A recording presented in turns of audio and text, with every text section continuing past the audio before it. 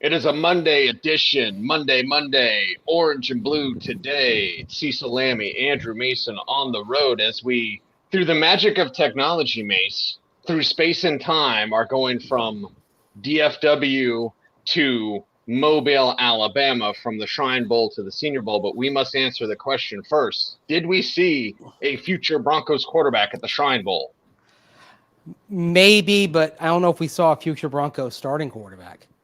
Maybe you saw a quarterback who could be in the room as a number 3, maybe working their way up to a number 2. Frankly, the best candidate for any of those roles is Jordan Travis, who, of course, because of that injury he suffered back in November for Florida State, was there, but not taking part in the practices as he had a boot on his foot. Yeah, and you guys talked plenty about Hendon Hooker last year. Do you forecast a similar situation for Travis this year? He's awful small, and so you combine small, and I'm not talking about short. I'm talking about like just slight in stature. Combine that with injury concerns, a redshirt year in his first season. Hendon Hooker was what, a third-round pick? I'm not sure if Jordan Travis will be a third-round pick. Yeah, and frankly, I think with Jordan Travis, if he'd been healthy, you're talking about him being a third-round pick. So I think realistically for Travis, I think if he makes it into the draft, it's late. I would be perfectly fine with the Broncos taking a flyer on Jordan Travis round 6 or round 7, but I wouldn't view that as a primary developmental solution, right? If you're looking for a quarterback, a young quarterback who can become a starter, I wouldn't mind if they took a quarterback early and then they took Jordan Travis later. I just don't think that can be the only tool that you have on your tool belt in terms of what you're trying to have at quarterback going forward.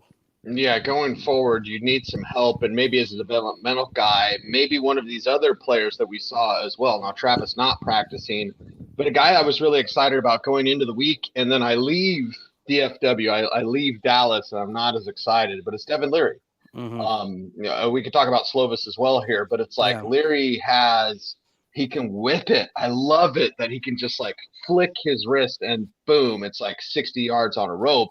He just can't control it at all. So, it's really cool seeing him on field. Film shows you one thing, systems, short passes, whatever, but just seeing Devin Leary on field, I came away disappointed for the most part. Well, yeah, he's got the fastball, but if you only have the fastball, that's not going to get it done. I mean, that was kind of the problem with Drew Lock, right? He could throw the fastball, but he couldn't do the off-speed stuff. And really, it's the off-speed stuff, the rhythm stuff that's going to keep you employed in the NFL. So, yeah, Leary looks like he's got a long ways to go. I mean, there were some flashes from the quarterbacks. I talked about Jack Plummer of Louisville on yesterday's show with that nice little play where he kind of stepped up in the pocket and found David White Jr. downfield. So there are flashes, but I'll say this. I mean, last year, I wasn't overly impressed with Aiden O'Connell at the Shrine Bowl, and I would say if he'd been here, he would have been quarterback 1 by some distance of this group.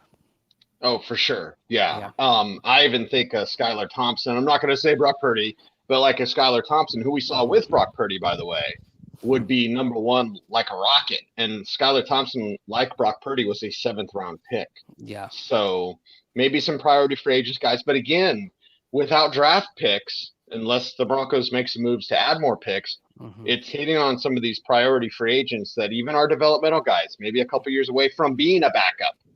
That's why it's important to note they don't need 1 quarterback. They need 2, maybe 3, Mace, just to get arms in the room. Turn over the entire room. I mean, look, if you don't have what you need, you are very much in the quarterback conversation. But even if you have what you need, you should always be looking, right? And always be turning under rocks. I mean, it's the old Ron Wolf Green Bay Packers philosophy. Just because they had Brett Favre in the 1990s didn't mean they stopped looking at quarterbacks and evaluating quarterbacks.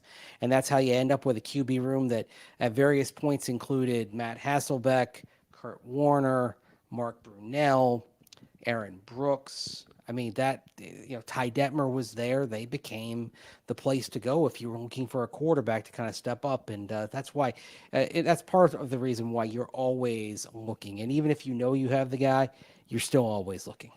Yeah, go get another guy if you can. Now we're headed to Mobile, Alabama for the Senior Bowl, where we'll see Michael Penix, where we see Bo Nix. I won't be able to speak English, but we will see these guys. What's interesting to note with Penix, on more than one occasion, I was told about some work ethic problems. Now we have to dig on these. I don't like spreading rumors like that. I always want to dig. But just know that get out ahead of that. That's something that will be coming up because we kind of learn. It's almost an ugly part of the process, Mace, because I'm about ball, I'm about football, but we've talked plenty about Michael Penix. I just want to let our audience know have heard from two separate sources that there might be some work ethic concerns. So this is a big week coming up for Michael Penix. We're going to have plenty of Senior Bowl coverage for you, probably doubling up on Orange and Blue Today's. If we have to have Jake or James or somebody cover for us, Mace. So a lot to talk about there. But it's just interesting the buzz we picked up on Penix, who maybe slides much further past where some people thought he would. The gossip tree is bearing fruit. It always does at this time of year. Actually, maybe it's not the gossip tree, it's the gossip train, because the train picks up speed this week at the Shrine in the Senior Bowl win. You've got some cold pops and some hot conversation, right? I like that. That's what goes on, and then and that's when these things start to kind of spread like wildfire.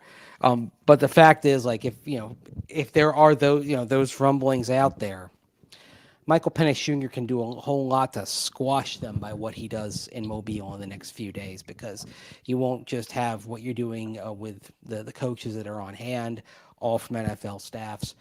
You're going to have the meetings. They're going to go through that process. Really, teams use Senior Bowl meetings as a way to get a jump start on their in-person evaluations. You have a limit at the combine. Really, you're only limited by the time and you have over the course of Senior Bowl week. So you get one of those rooms over the Mobile Convention Center, and you bring guys in and you start kind of digging. It's a big week for the Broncos in terms of getting that process to the next level.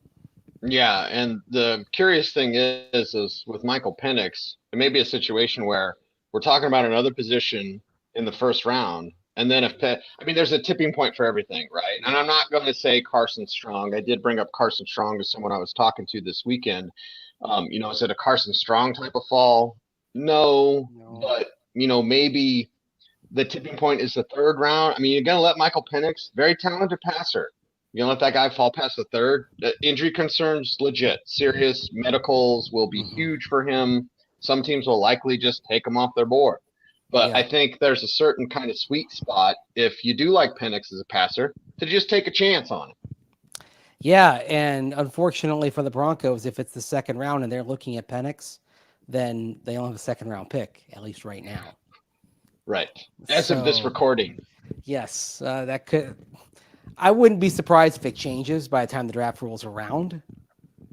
This is going to be a very interesting couple of months for a lot of reasons. But at this moment, they don't have a second-round pick, and I think that may end up being the right spot for Penix, depending on this and other factors. And again, how he shows out down at Mobile. I mean, if he steals the show, Cease, it's back to the talk of Michael Penix soaring up the draft, the buzz that was circulating right after New Year's Day. Right. Yep. And we have to remember Carson Wentz did that. Carson Wentz was seen as a second-round pick, goes up to number 2. Baker Mayfield was seen as a late first, early second, goes up to number 1. Not saying Penix number 1. Nobody's saying that. But, this week is huge for him and Nix. And here's the other thing, Mace. Not only can they secure or cement or rise in their draft stock, if you're the Broncos, you're going to watch Bo Nix, who has been connected by some mocksters out there. Bo Nix to the Broncos. Okay, whatever. You could see both of them and decide, you know what? We need to move up. This next 4 days might determine whether the Broncos make a massive move. I'm talking 12-2, right? Something like that to secure their guy, or stay put, or even feel comfortable moving back because they feel a quarterback will fall. Or even maybe they look at one of these other quarterbacks and say, okay, we can get great value. I'm going to try to work that into a lot of shows, great value. I like that. because Hey, Pratt's going to be there. Pratt's a damn good thrower. Michael Pratt's a real good passer. Yep. Bazooka Joe Milton is going to be down there from Tennessee. Spencer Rattler has, his story is so familiar. He's going to be there. I think he ends up settling round 3, round 4.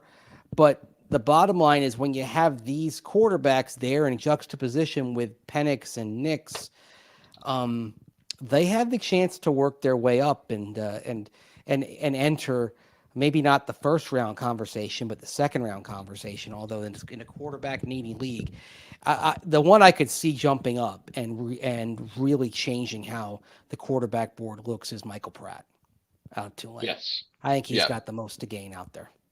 Yeah, it's going to be a big week. As we wrap up today's show, somewhat abbreviated. We do about 20-minute shows, but we're both on the road. Busy this time of year. Hey, look, we gave you all some shows over the weekend. We gave you 2 Shrine Bowl shows on Saturday and Sunday. So as far as I'm concerned, we're working from a reservoir of content here. So it's okay. Right. Don't want to miss my flight, and Lord knows I don't want any more rental car problems. That's for another show, mates. But any final thoughts as we wrap up here? Dallas, so good to us. Incredible. Mm-hmm. Another fantastic year at the Shrine. Yeah, first of all, tip of the cap to Eric Galko and everyone who's organizing the Shrine Bowl.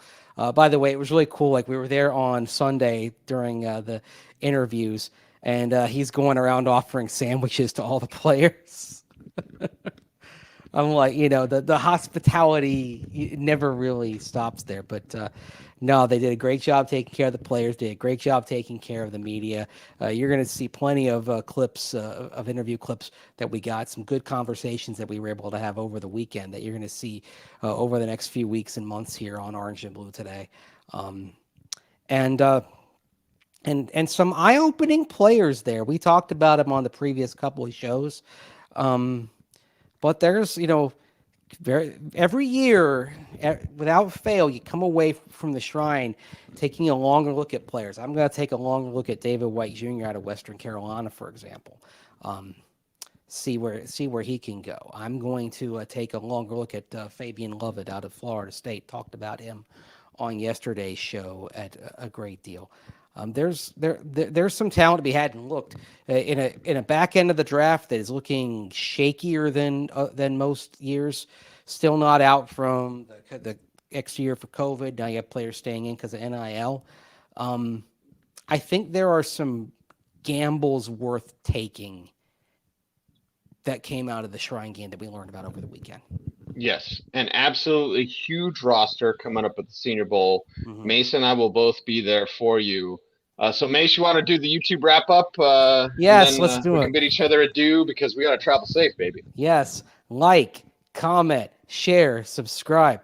Hit the notification bell so that you never miss a vid, because you don't want to miss anything we've got the next few days especially. You're not going to want to miss it when I'm over on Radio Row Super Bowl week either. So we've got plenty to break down, plenty to come here for you. It's some off-season this is, huh? Yeah, it is. The most impactful offseason in recent Broncos history. Mm-hmm. Andrew Mason, you follow him on all the socials at Mace Denver. I'm at Cecil Lammey. OBT is a BFD. Mace, travel safe, brother. I will see you at Felix's so we can get some seafood. Amen. And kick off the Senior Bowl the right way. OBT, thanks for watching, everybody. Stay tuned. And would you please stay frosty?